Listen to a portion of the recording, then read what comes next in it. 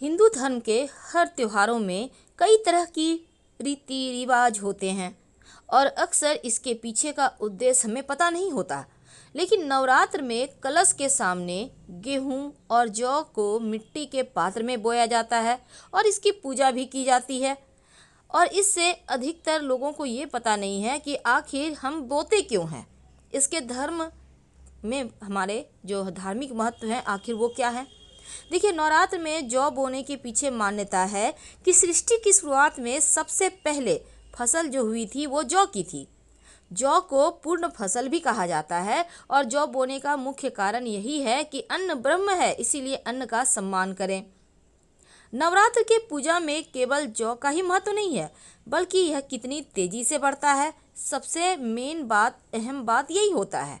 9 दिनों में जौ कितना उग गया है, ये हमारे भविष्य की ओर इशारा भी करता है। जौ का तेजी से बढ़ना घर में सुख समृद्धि लाने का संकेत है। और अगर जौ घनी नहीं उगती है या फिर ठीक से नहीं उगती है तो इसे घर के लिए उतना अच्छा नहीं माना जाता। अगर जौ सफ़ेद रंग के और सीधे उगे हों तो इसे अच्छा माना जाता है।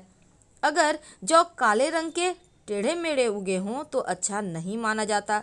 अगर जौ का रंग नीचे से पीला ऊपर से हरा हो तो यह वर्ष की शुरुआत खराब करता है, और इसके उल्टे अगर जौ का रंग नीचे से हरा ऊपर से पीला हो तो वर्ष की शुरुआत अच्छी होती है, लेकिन बाद में परेशानियाँ आती है। अगर जौ का रंग नीचे हरा और ऊपर से पीला हो तो उल्टा होता है इसका यहाँ पर। लेकिन अगर जौ जो है घनी उग रही है तो पूरा वर्ष बहुत अच्छा बीतेगा। और हर घर में कलश स्थापना के बाद जौ जरूर बोना चाहिए और जौ का खास ध्यान भी रखना चाहिए।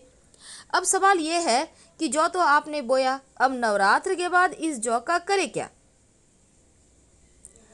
तो जौ को नवरात्र के बाद, देखिए, जौ अगर 9 दिनों तक हरे भरे रूप में फसल की तरह बढ़ जाए तो बहुत शुभ होता है, पूजा सिद्ध हुई ऐसा समझना चाहिए।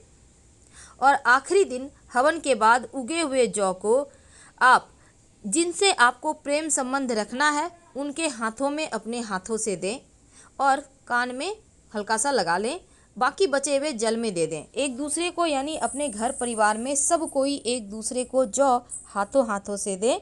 जैसे आपने अपने जीवन साथी को दिया, अपने बच्चों को दिया, बच्चों के हाथ से आप लीजिए, आप जीवन साथी के हाथ से लीजिए, माता पिता को दीजिए, उनसे लीजिए, यानी ये प्रेम को बढ़ाता है। तो फिलहाल विदा लेंगे, धन्यवाद।